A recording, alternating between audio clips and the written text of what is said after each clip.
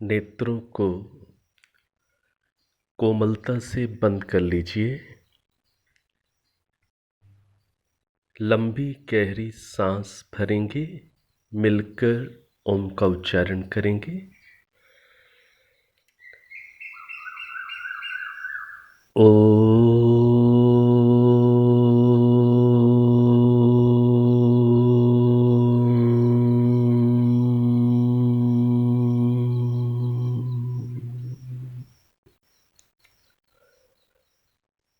सहना भवतु सहनौ भुनक्तु सह वीर्यं करवावहै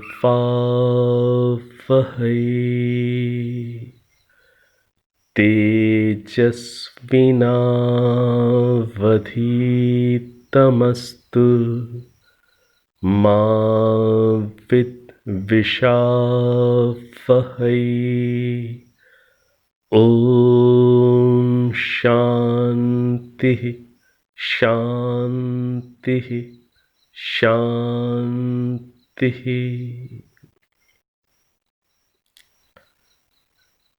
अब आप नेत्रों को खोल सकते हैं।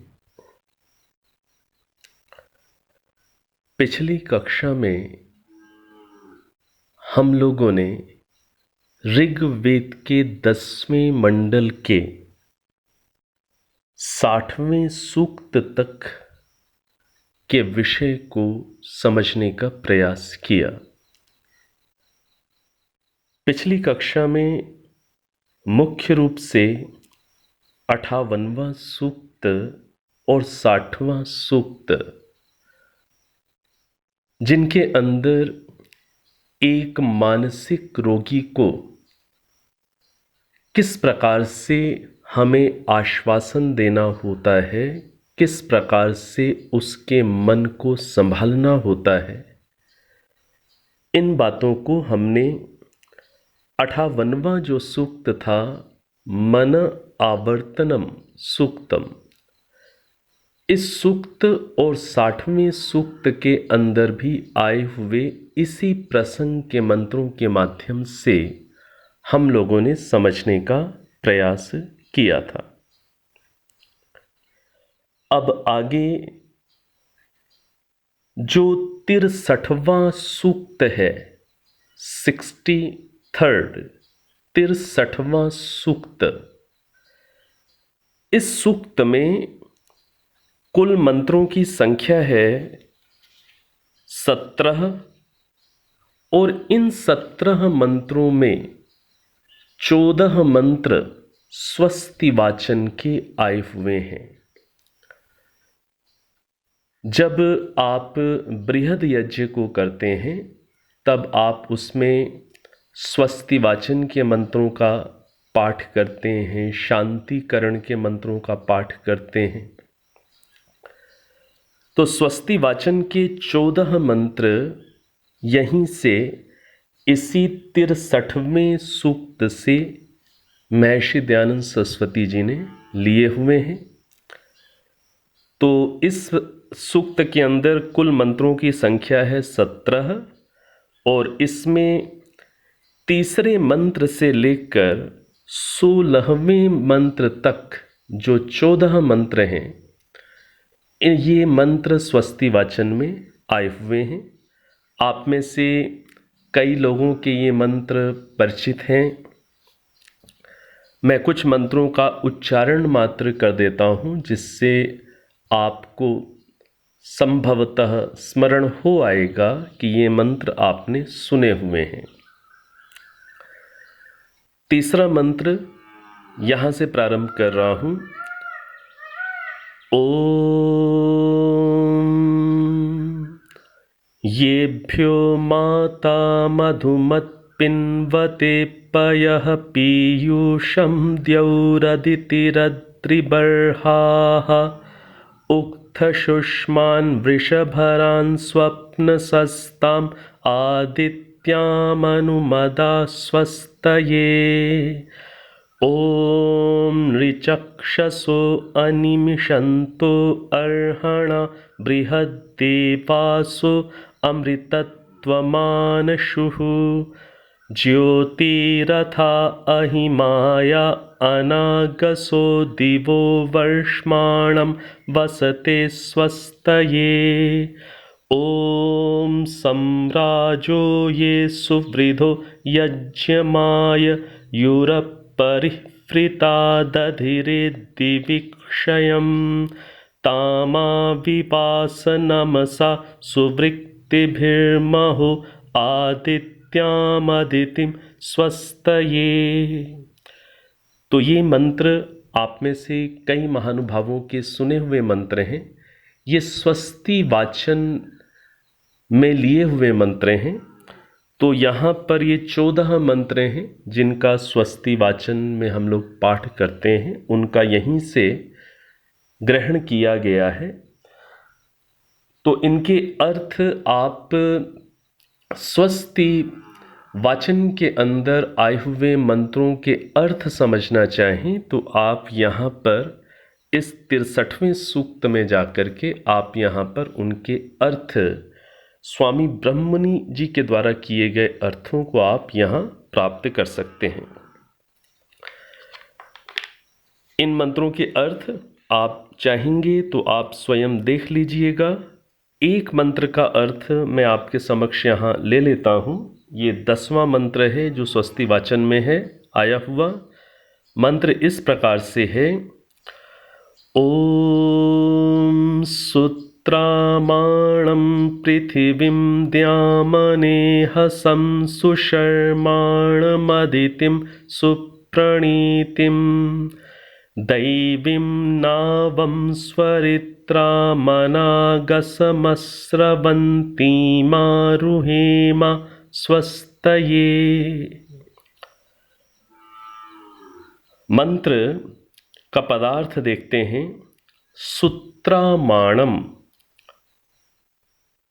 सूत्रामाणम का अर्थ है सुखपूर्वक संसार सागर से रक्षा करने वाली। पृथ्वीम प्रथित, पृथ्वीम प्रथित अर्थात जो फैली हुई है, प्रथित जो फैली हुई है। द्याम ज्ञान से दीप्त, अनिहसम पाप रहित, सुशर्माणम उत्तम सुख रूप, अदितिम अखंडित, सुप्रणीतिम आत्मा का सुप्रणयन करने वाली, स्वरित्राम शोभन अरित्रों वाली जैसी सुरक्षित, अस्रवंतीम अस्रवंतीम छिद्र रहित दृढ़, दैवीम नावम दैवी नौका को, उत्तम स्तुति योग्य मुक्ति रूप नौका को, स्वस्तये आरुहेमा कल्याण के लिए हम प्राप्त करें। भावार्थ में आपको स्पष्टता होगी।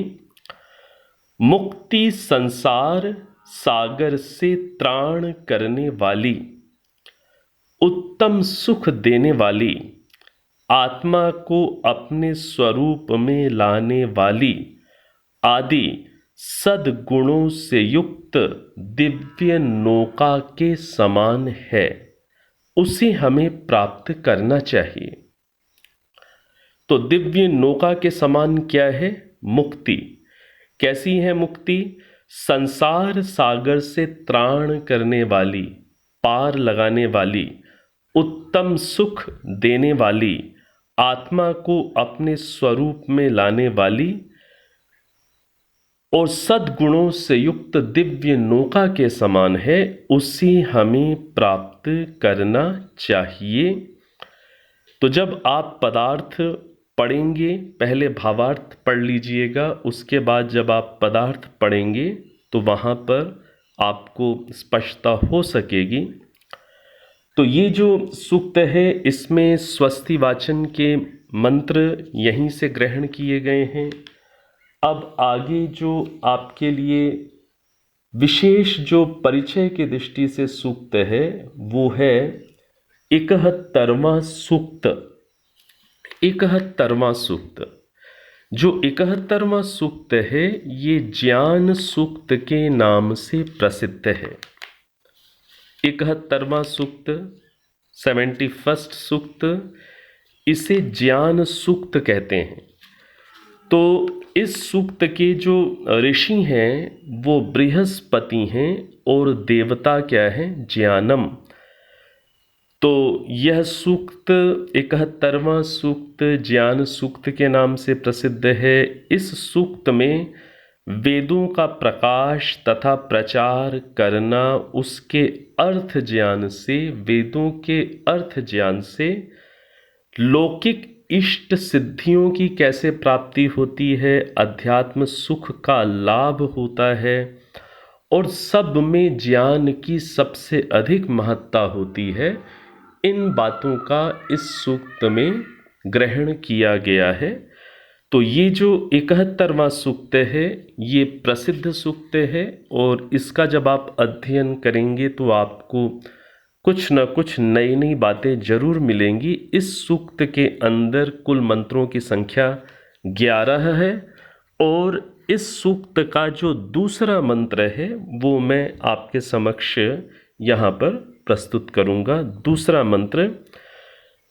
मंत्र इस प्रकार से है, ओम सक्तुमिव तितौ न पुनन्तो यत्र धीरा मनसा वाचमकृत अत्रा सखायः सख्यानि जानते भद्रैषां लक्ष्मीर्निहिताधिपाची।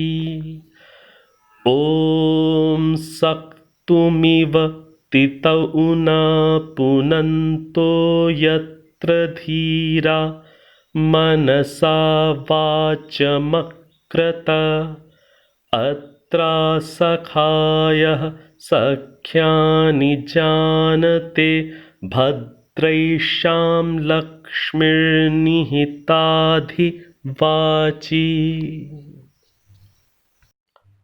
ये बहुत अच्छा मंत्र है और इसके अंदर बहुत गहरी प्रेरणाएं हैं। इस मंत्र के ऋषि हैं बृहस्पति, देवता ज्ञानम और छंद है भुरिक त्रिष्टुप।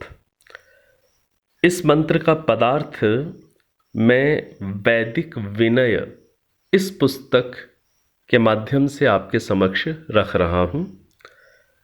वैदिक विनय पुस्तक भी बहुत अच्छी पुस्तक है और ये आचार्य अभय देव विद्यालंकार जी के द्वारा रचित है। तो ओम सक्तुमिव तितौ न, इस मंत्र का शब्दार्थ पदार्थ उनके अनुसार मैं आपके समक्ष रख रहा हूँ। यत्र, जिस अवस्था में, धीराह, धैर्यशाली ज्ञानी पुरुष, तितउना, सक्तुम इव, जैसे छलनी द्वारा सत्वों को उस तरह, मनसा, मन द्वारा, मनन द्वारा, पुनन्तः, पवित्र करते हुए, वाचम, वाणी को अकृत करते हैं, बोलते हैं। अत्र, उस अवस्था में, सखायः, वाणी के सखा हुए ये लोग, सख्यानी, अनेक सख्यों को, हृदयों को जानते, अनुभव करते हैं, तब एशाम, इन लोगों की अधिवाची, वाणी में, भद्रा लक्ष्मी, कल्याणी लक्ष्मी, निहिता, निहित होती है, रखी होती है। अब इसका थोड़ा विस्तार हम लोग समझेंगे कि यहाँ पर क्या संदेश दिया गया है। तो यहाँ ये बात कही जा रही है कि जैसे छलनी से छान कर सत्तुओं को साफ किया जाता है। सत्तू, जो पुराने जमाने के जो महानुभाव हैं वो तो भली भांति परिचित होंगे कि सत्तू क्या होता है, और जो आज की जो नई युवा पीढ़ी है उसमें से हो सकता है कई युवाओं ने सत्तू ये शब्द या ये नाम ना सुना हो। सत्तू एक बहुत ही स्वास्थ्यवर्धक, एक उत्तम सेवन करने योग्य पदार्थ है जो हमारे भारतवर्ष के अंदर परंपराओं से जिसका सेवन किया जाता है, विशेष रूप से ग्रीष्म ऋतु में। सत्तू, आपने ये सुना हुआ है जौ, जौ मतलब बारले।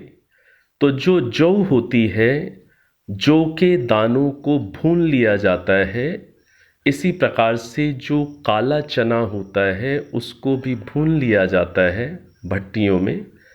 फिर जौ और चना, कई लोग केवल जौ को ही भून करके उसको चक्की में जो पीस लेते हैं। तो भुना हुआ जौ जो चक्की में पीस कर जो उसका आटा बनाया गया उसे बोलते हैं सत्तू। या कहीं कहीं पर भुने हुए जौ के साथ भुना हुआ काला चना भी, वो भी चक्की में पीस लिया जाता है। तो भुना हुआ जौ और भुना हुआ काला चना, उसका जो आटा बना उसे क्या बोलते हैं, सत्तू। और ये बहुत पौष्टिक होता है। इसको ग्रीष्म काल में जल में घोलकर और मीठा मिला करके पिया जाता है। और कई प्रदेशों में इसमें मीठा मिला करके भी इसे पीते हैं, या गाढ़ा करके गाढ़ा गाढ़ा इसमें जल या दूध मिला करके भी, मीठा मिलाकर, दूध मिलाकर या जल मिलाकर इसे खाया भी जाता है। या कई प्रदेशों में इसमें थोड़ा सा नमक मिला करके भी इसका सेवन किया जाता है। तो ये ग्रीष्म ऋतु में ये बहुत शीतलता देने वाला होता है और पौष्टिक होता है। तो उसे सत्तू कहते हैं। तो जब सत्तू का जब आटा बना लिया जाता है, और उस पिसे हुए आटे को ही सत्तू कहते हैं, जो जौ और चने का भूनने के बाद जो पिसा हुआ आटा होता है, वो कई स्थानों पर केवल जौ का बनता है, भुने हुए जौ का बनता है। कई प्रदेशों में भुने हुए जौ और साथ में भुना हुआ काला चना, उसको भी मिलाकर पीसा जाता है। तो ये जब पीसा जाता है उसके बाद इसको छाना जाता है। तो क्या कह रहे हैं, जैसे छलनी से छान कर सत्तुओं को साफ किया जाता है, छाना जाता है। छानने के बाद फिर उसमें दूध आदि मिलाकर अपनी अनुकूलता से पतला या गाढ़ा और उसमें मीठा मिलाकर फिर उसका सेवन करते हैं। तो क्या कह रहे हैं कि जैसे छलनी से छान कर सत्तुओं का सेवन किया जाता है, उसी प्रकार मन से विचार, मनन के साधन से, मन क्या है, विचार मनन का साधन। तो मन से क्या करते हैं, वाणी को शुद्ध और पवित्र किया जाता है। जो धीर पुरुष बड़ी सावधानी से पवित्र हुई वाणी बोलते हैं, जो खूब सोच समझकर मन की मानो छलनी से छानकर कल्याणकारी और पवित्र शब्दों को ही मुख से निकालते हैं, उनकी वाणी में मानो लक्ष्मी का वास हो जाता है। किंतु जैसे सत्तुओं को साफ करना कठिन काम है, जो इस तरीके से सत्तू जब बनाते हैं तो उसको काफ़ी साफ करना पड़ता है, तब ठीक सत्तू बनता है। तो जैसे सत्तुओं का साफ करना कठिन काम है, वैसे वाणी को शुद्ध पवित्र बनाना भी बहुत ही दुस्साध्य है, कठिन है। पर जो धैर्यशाली प्रज्ञावान मनुष्य मनन के साधन मन द्वारा वाणी को निर्दोष और निर्मल बनाने का यत्न करते जाते हैं, वे एक समय उस अवस्था को प्राप्त कर लेते हैं जहां पर उनकी वाणी में अद्भुत शक्ति प्रकट होने लगती है, और उस अवस्था में पहुंचकर उनकी वाणी बहुत प्रभावशाली और हृदय में प्रवेश करने वाली बन जाती है। तो इस रूप में यहाँ पर इस मंत्र के अंदर छलनी से जिस प्रकार से सत्तू को छाना जाता है, उस प्रकार से हमें अपने मनन के साधन रूप मन से अपनी वाणी को छान छान कर बोलना चाहिए, उसे निर्दोष बनाना चाहिए। और जितना हम अपनी वाणी को निर्दोष बना लेते हैं, पवित्र बना लेते हैं, हृदय स्पर्शी बना लेते हैं, उतना उतना फिर सभी प्रकार से हम स्वयं भी समृद्ध होते हैं और अन्यों के भी हित साधक बन सकते हैं। तो इस रूप में यहाँ पर इस उदाहरण के माध्यम से हमें वाणी कैसे बोलनी है, इस विषय में बहुत सुंदर रीति से यहाँ दिया हुआ है। तो ये जो सूक्त है 71वां सूक्त, ये ज्ञान सूक्त के नाम से प्रसिद्ध है। अब इसके मंत्रों को आप स्वयं देखिएगा, मैं केवल एक आपका परिचय करा रहा हूँ कि वेद में 10वें मंडल में कहाँ कहाँ क्या क्या चीज़ें हैं जो आपके लिए बहुत उपयोगी हो सकती हैं। अब जो 72वां सूक्त है 10वें मंडल का, 72वां सूक्त, 72वें सूक्त का जो तीसरा और चौथा मंत्र है, इनका मैं पाठ कर रहा हूं और इन दोनों मंत्रों के अर्थ, इन दोनों मंत्रों को मिलाकर अर्थ किया गया है।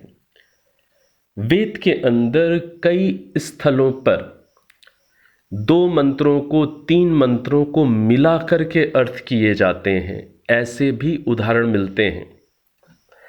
जब आप महर्षि दयानंद सरस्वती जी की पंच महायज्ञ विधि इस पुस्तक के आधार पर जब आप संध्या को विस्तार से पढ़ेंगे या सीखेंगे, तो संध्या में जो 3 मंत्र आए हैं, अघमर्षण मंत्र, अघमर्षण मंत्र संध्या में आए हुए हैं, 3 मंत्र हैं, उन तीनों मंत्रों को क्या बोलते हैं? अघमर्षण मंत्र। ओम ऋतम च सत्यम चाभिधा तपसो, ये वाला मंत्र है। और इसके बाद फिर जो तीसरा मंत्र है, सूर्य चंद्र मसौ धाता, दूसरा समुद्रा दर्णवा दधि, ये तीनों मंत्र मिला करके इनका नाम क्या है? अघमर्षण मंत्र। जब आप महर्षि दयानंद सरस्वती जी का इन मंत्रों पर जब आप भाष्य पढ़ेंगे, बहुत विस्तार से उनका भाष्य उपलब्ध होता है पंच महायज्ञ विधि में, वैदिक संध्या की व्याख्या में, तो आपको वहाँ स्पष्ट होगा कि महर्षि दयानंद सरस्वती जी ने अघमर्षण के इन तीनों मंत्रों का अर्थ मिलाकर किया है, मिलाकर। जैसे जो तीसरा मंत्र है अघमर्षण, तीसरा जो अघमर्षण मंत्र है, सूर्य चंद्र मसौ धाता यथा पूर्वम अकल्पयत, तो तीसरे मंत्र में क्या आ रहा है? यथा पूर्वम। ये जो यथा पूर्वम पद है, ये ऊपर के जो 2 मंत्र हैं, ऋतम च सत्यम च और समुद्रा दर्णवा दधि, इन दोनों मंत्रों में ऊपर जाकर यथा पूर्वम पद जुड़ता है। अर्थात तीसरे मंत्र का एक अंश कहाँ जुड़ता है? जाकर के ऊपर के 2 मंत्रों में जाकर के जुड़ता है, तब जाकर के ऊपर के 2 मंत्रों का वास्तविक अर्थ हो पाता है। इसी प्रकार से जो आता है अघमर्षण मंत्रों में, ओम ऋतम च सत्यम चाभिधा तपसो ध्यजायता, ये जो तपसो शब्द आया, इस तपसो शब्द का भी दूसरे मंत्र के साथ और तीसरे मंत्र के साथ संयोग होता है। और एक शब्द आता है अभिधात तपसः। अभिधात तपसः जो आता है, इसी प्रकार से वशी, वश में रखने वाला परमात्मा, वशी पद आता है, उसका भी हर मंत्र के साथ संयोग होता है। तो अभिधात तपसः का भी होता है, वशी का भी होता है, यथा पूर्वम का भी होता है।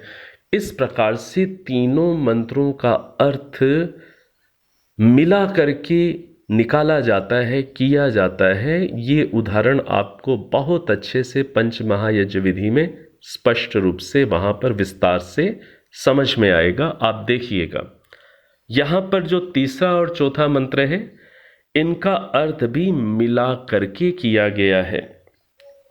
तो ये तीसरा और चौथा मंत्र 72वें सूक्त का मैं पढ़ रहा हूँ। जो तीसरा और चौथा मंत्र है, पहले उसका उच्चारण करता हूँ, फिर उसका अर्थ मैं पढ़ूंगा। ओम देवानां युगे प्रथमे सतः सदजायत तदाशा अन्य अन्वजायन्त तदुत्तान पदस्परी।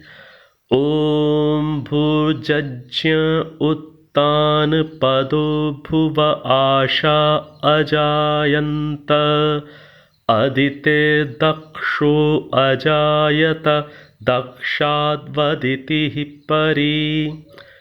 अब इनका जो अर्थ है, तो अर्थ मिलाकर के किया गया हुआ है। अनयोर मंत्रयोर एक वाक्यता अस्ति। इन दोनों मंत्र की एक वाक्यता है, अर्थात इनमें आपस में जुड़ाव है। अतः सह सहैव व्याख्यायेते, इसलिए इन दोनों मंत्रों का व्याख्यान या अर्थ साथ साथ मिलाकर किया जाता है। ये स्वामी ब्रह्ममुनि जी ने ऐसा संस्कृत में ऊपर लिखा है। अब इसका जो पदार्थ है दोनों का, वो देखिए। मैं सीधे भावार्थ पढ़ देता हूँ। पदार्थ कई बार चूंकि मैं यहाँ पर जब उसे समझाता नहीं हूँ तो वो आपके लिए कठिन सा ही रहता होगा, तो भावार्थ पढ़ रहा हूँ। भावार्थ क्या है? अव्यक्त उपादान प्रकृति से व्यक्त विकृति रूप उत्पन्न होता है। तो जो अव्यक्त उपादान प्रकृति है, अव्यक्त अर्थात जो अभी अपने गुणों में प्रकट नहीं है, जिसके गुण प्रकट नहीं हुए, तो जो प्रकृति है, जो मूल प्रकृति है, वो अव्यक्त रूप में रहती है। हमने समझा था मूल प्रकृति अर्थात जो मूल तीन कण हैं, सत्व रज और तम। जब सृष्टि की रचना परमात्मा प्रारंभ जब उन्होंने नहीं की, उस अवस्था में प्रकृति कैसे रहती है? साम्यावस्था में रहती है। अर्थात ये तीन कण अलग अलग अपने समूहों में रहते हैं। ये आपस में, चूंकि ईश्वर ने अभी इनमें गति और प्रेरणा पैदा नहीं की, इसलिए इनका आपस में मिलना नहीं होता। ये अलग अलग अपने समूहों में पड़े रहते हैं।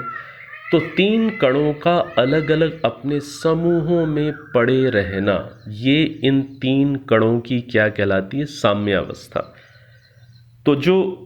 तो उस अवस्था में इनके गुण प्रकट नहीं होते, तो उस अवस्था में प्रकृति कैसी होती है? अव्यक्त अवस्था में होती है। और ये प्रकृति कैसी है? ये उपादान कारण है। इस सृष्टि के निर्माण में यह प्रकृति रॉ मटेरियल है, उपादान के रूप में परमात्मा प्रयोग करते हैं। तो क्या कह रहे हैं कि अव्यक्त उपादान प्रकृति से, तो प्रकृति के विशेषण बन गए। कौन कौन से विशेषण बन गए? दो। अव्यक्त प्रकृति स्वरूप से कैसी है? अव्यक्त है। और दूसरा विशेषण क्या है? उपादान है, वो रॉ मटेरियल है। तो अव्यक्त उपादान प्रकृति से क्या उत्पन्न होता है? व्यक्त विकृति रूप संसार उत्पन्न होता है। तो जब परमात्मा तीनों कणों में प्रेरणा दे देते हैं, अपनी शक्ति को समायोजित कर देते हैं, तो ये तीन कण जब विभिन्न प्रपोर्शंस में परमात्मा की व्यवस्था से, परमात्मा के बल से मिलने लग जाते हैं, तो क्या होना शुरू हो जाता है? प्रोडक्ट्स बनने शुरू हो जाते हैं, निर्माण की प्रक्रिया शुरू हो जाती है। और ये जो निर्माण की अवस्था में जो बने हुए पदार्थ हैं, इनको क्या बोलते हैं? विकृति। तो व्यक्त विकृति रूप संसार उत्पन्न होता है। इस संसार को दार्शनिक भाषा में क्या बोलते हैं? विकृति भी बोलते हैं, विशेष कृति, विकृति। ठीक है। फिर संसार उत्पन्न होता है, पुनः दिशाएं प्रकट होती हैं, पश्चात पृथ्वी लोक से कामना वाले प्राणी उत्पन्न होते हैं। इसी प्रकार आरंभ सृष्टि में अखंड अग्नि से सूर्य और सूर्य से उषा का प्रकाश होता है। तो इन दो मंत्रों में सृष्टि निर्माण कैसे होता है, उसके कुछ संकेत यहाँ पर हमें उपलब्ध होते हैं कि मूल प्रकृति को जब परमात्मा अपनी प्रेरणा गति से क्रियाशील कर देते हैं, तो विकृति रूप व्यक्त यह संसार उत्पन्न होता है। इसमें दिशाएं प्रकट हो जाती हैं, पृथ्वी लोक बनता है। फिर पृथ्वी लोक के अंदर प्राणी उत्पन्न होते हैं। इसी प्रकार से अखंड अग्नि से सूर्य और सूर्य से उषा का प्रकाश होता है। ये जब आप पदार्थ देखेंगे तो वहाँ पर आपको कुछ और गहरी बातें समझ में आ सकती हैं। तो ये 72वें सूक्त का ये तीसरा और चौथा मंत्र था। अब आइए अब हम चलते हैं 75वें सूक्त में, 75th सूक्त में, 75वां सूक्त, 75th सूक्त। ये जो 75th सूक्त है, ये नदी सूक्त के नाम से प्रसिद्ध है। इस सूक्त का जो देवता है वो क्या है? नद्यः। नद्यः मतलब नदियां। तो नदियां इस सूक्त का विषय है। प्रारंभिक परिचय, वेद परिचय की कक्षाओं में हम इस बात को बहुत अच्छी प्रकार से समझ चुके हैं कि वेद के अंदर किसी भी मनुष्य का और किसी भी देश का इतिहास नहीं है। और पूर्व की कक्षाओं में विभिन्न उदाहरणों के माध्यम से हम समझ चुके हैं कि जो हमें कुछ ऐतिहासिक परिचित जो हमें पद मिलते हैं वेद के मंत्रों में, जैसे अभी पूर्व की कक्षाओं में कृष्ण पद आया था, अर्जुन पद आया था, बहुत सारे ऐसे पद जो हमें ऐसा लगता है कि मानो ऐतिहासिक महापुरुषों के हैं। उनके अर्थ क्या हैं हम उनको वहाँ समझ चुके हैं या आगे और समझ लेंगे। अब ये जो नदी सूक्त है जिसमें नदियों का वर्णन है, तो यहाँ पर किसी कोई एक देश की नदियों की बात नहीं चल रही है। यहाँ पर आप जब इन मंत्रों को देखेंगे नदी सूक्त के अंदर, तो नदी सूक्त के अंदर कुल मंत्रों की संख्या है 9। और एक मैं बड़ा प्रसिद्ध मंत्र आपके सामने यहाँ पर लूँगा, और ये सुनकर आपको लगेगा कि इसमें तो हमारे देश की ही नदियों के नाम आ गए। तो मंत्र इस प्रकार से है, ओम इमं मे गंगे यमुने सरस्वती शुतुद्रिस्तोमं सचता परुष्ण्या आसिक्न्या मरुद्वृधे वितस्त यार्जीकी ये शिणुह्या सुषोमया। तो इस मंत्र में देखिए प्रारंभ में ही ॐ इमं मे गङ्गे यमुने सरस्वति शुतुद्रिस्तोमं सचता परुष्ण्या असिक्न्या मरुद्वृधे वितस्तयार्जिकीये शृणुया सुषोमया। तो देखिए, आपने इसे ध्यान से सुना है, तो इसमें आपको सीधे गंगे यमुने सरस्वती सीधे आपके परिचित पद हैं ये। तो कई बार व्यक्ति ऐसा सोच सकता है कि इसमें तो जैसे भारत देश के अंदर बहने वाली गंगा यमुना सरस्वती के नाम आ गए नदियों के, लेकिन ऐसा नहीं है। यहाँ पर ये भारत में बहने वाली गंगा यमुना सरस्वती की बात नहीं चल रही। यहाँ नदियाँ कितने कितने प्रकार की होती हैं। उन नदियों के प्रकारों के आधार पर, उनके स्वभावों के आधार पर ये नामकरण हैं। अभी इसका अर्थ हम जब पढ़ेंगे आपको बात स्पष्ट हो जाएगी। तो इसका जो पदार्थ है गंगे का अर्थ क्या है देखिए, हे गमनशील समुद्र तक जाने वाली नदी। तो गंगे का अर्थ क्या है, हे गमनशील समुद्र तक जाने वाली नदी, उसे गंगा कहते हैं। तो गंगे हे गमनशील समुद्र तक जाने वाली नदी, यमुने हे अन्य नदी में मिलने वाली नदी, ये यमुना का अर्थ है। सरस्वती हे प्रचुर, प्रचुर मतलब बहुत अधिक, हे प्रचुर जल वाली नदी, जिस नदी में बहुत अधिक जल है, प्रचुर मात्रा में जल है, उसकी संज्ञा क्या हो जाती है, सरस्वती। आगे क्या है, शुतुद्री। शुतुद्री भी नदी की अपनी क्वालिटीज़ के आधार पर, उसकी विशेषताओं के आधार पर ये नामकरण है, किसी देश या प्रदेश के आधार पर नहीं है।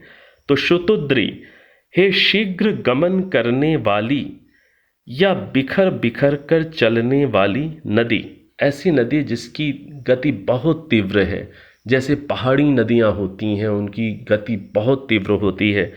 तो शुतुद्री हे शीघ्र गमन करने वाली नदी। परुष्णी हे परुष्णी पर्व वाली, भास वाली, दीप्ति वाली, इरावती, कुटिलगामिनी, अर्थात जिसमें बहुत सारे मोड़ आए, बहुत सारे मोड़ जो ऐसे जिगजैग वे में, टेढ़ी मेढ़ी इस रूप में जो बह रही है, वो क्या है, परुष्णी। इसी प्रकार से असिक्न्या, ये भी नदी का विशेषण। असिक्न्या, कैसी नदी असिक्न्या कहलाती है, कृष्ण रंग वाली नदी, जिसका जो जल है उसमें कुछ कालापन सा हो। नदियों के पानी भी अलग अलग रंग के मिलते हैं, तो ऐसी नदी जिसका पानी कुछ श्याम वर्ण हो, कुछ कृष्ण वर्ण वाला हो, हल्का सा कालापन लिए हुए हो, वो क्या है, असिक्न्या। फिर क्या है, मरुद्वृधे हे मरुतों वायुओं के द्वारा, हे मरुतों वायुओं के द्वारा बढ़ने वाली, फैलने वाली नदी।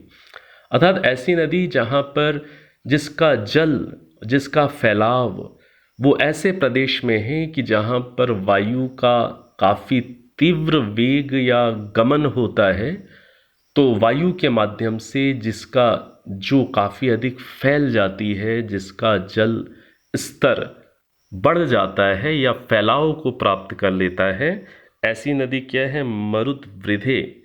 इसी प्रकार से वितस्तया, वितस्तया एक वितस्ता नदी भी आपने सुनी होगी।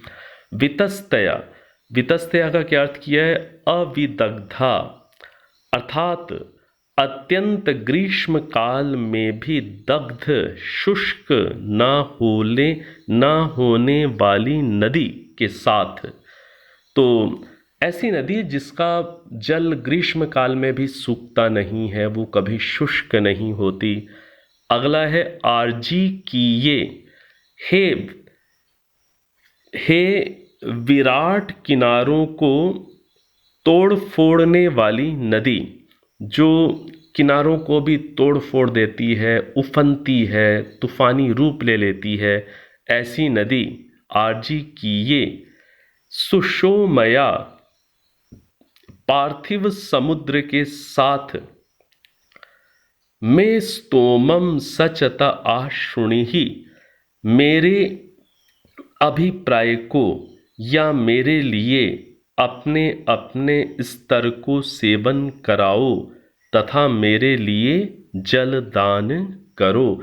तो इस प्रकार से अलग अलग प्रकार की नदियाँ उनकी गुण विशेषताओं के आधार पर ये उनके नामकरण हैं, ना कि किसी देश प्रदेश या भौगोलिक स्थितियों के कारण। तो ऐसी नदियाँ सुषोमया पवित्र पार्थिव समुद्र के साथ अर्थात पृथ्वीस्थ समुद्र के साथ वो क्या करें, वो मुझे मेरी आवश्यकताओं को पूरा करें और मेरे लिए जलदान करें। इस रूप में यहाँ पर ये मंत्र के अंदर आई हुई नदियों के नामों के वास्तविक अभिप्राय ये हैं। इन्हें हमें भारत देश से नहीं जोड़ना है। अगला इसका भावार्थ जो लिखा हुआ है, भावार्थ ये लिखा हुआ है पृथ्वी पृष्ठ पर अर्थात पृथ्वी की पीठ पर भिन्न भिन्न रूप और गति से बहने वाली नदियाँ मानव को लाभ पहुँचाने वाली हैं, उनसे लाभ होना चाहिए अर्थात लाभ प्राप्त करना चाहिए। तो ये इमं में गंगे यमुने सरस्वती, तो इस मंत्र का जो वैदिक अर्थ क्या बनेगा वो हम लोगों ने यहाँ पर समझा है और बहुत स्पष्ट रूप से हमने समझ लिया है कि वेदों के अंदर किसी प्रकार का भौगोलिक या मनुष्य का इतिहास नहीं है। तो इस रूप में ये 75वां जो सूक्त है, ये इसका जो देवता है वो है नद्यः, नद्यः अर्थात नदियाँ। तो इसे नदी सूक्त भी कहते हैं। तो आप इसमें आए हुए जो कुल मंत्र हैं 9, इनको आप देखिएगा तो आपको नदियों का प्रसंग और अधिक विस्तार से स्पष्ट होगा। अब हमारा समय समाप्त हो चुका है। अब एक बार ओम, 3 बार शांति, सीधे बैठ जाएं, नेत्रों को कोमलता से बंद कर लीजिए, लंबी गहरी सांस भरिए।